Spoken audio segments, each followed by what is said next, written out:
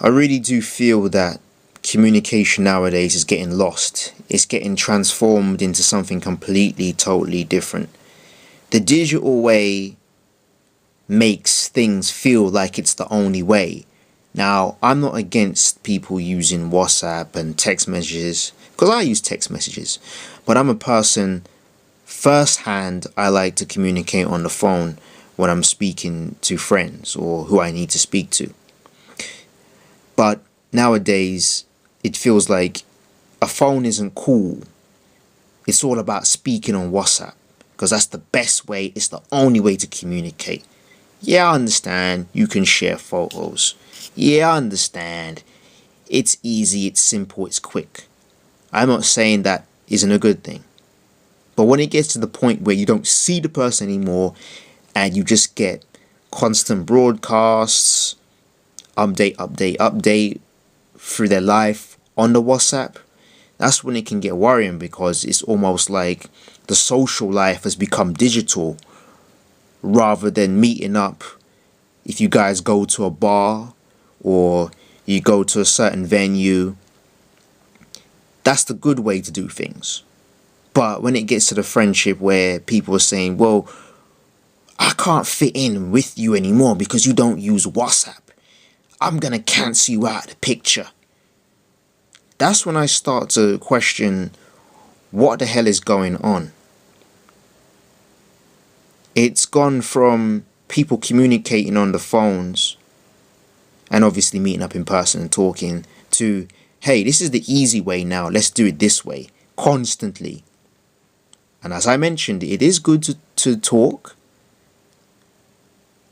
live, and I can understand that using BBM and WhatsApp is very convenient at times because if you need to give someone a quick message or information, that is definitely helpful. So I'm not trying to totally condemn it, but when it gets to the point where you're creating a digital social circle and that's the permanent social circle, that's kind of worrying because then you don't really have interactions with that friend that you've known for years, and you kind of isolate yourselves and you're just going back and forth with the messages, and you may feel it's good and that, but where's the interaction?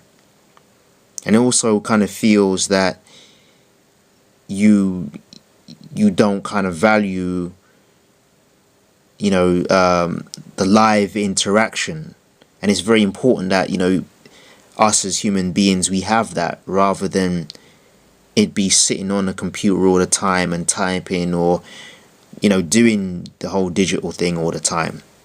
It's good to have that balance, and I can understand people don't want to hear that because that's their life now. Their whole life is on WhatsApp or BBM. Okay, cool. But if that was to all go tomorrow, how would you cope? Because you're so used to that way of communicating with people. Would you be able to make a conversation with a person, a proper one? Because I've come across people now that they use these applications so much that when you do finally get to see them in person, it's really hard for them to communicate. They're not really able to speak for a long time, and they used to be brilliant speakers. They used to be able to really have a good vibe with them, really good amount of communication, talking about various subjects. And now it's very hard for them to speak.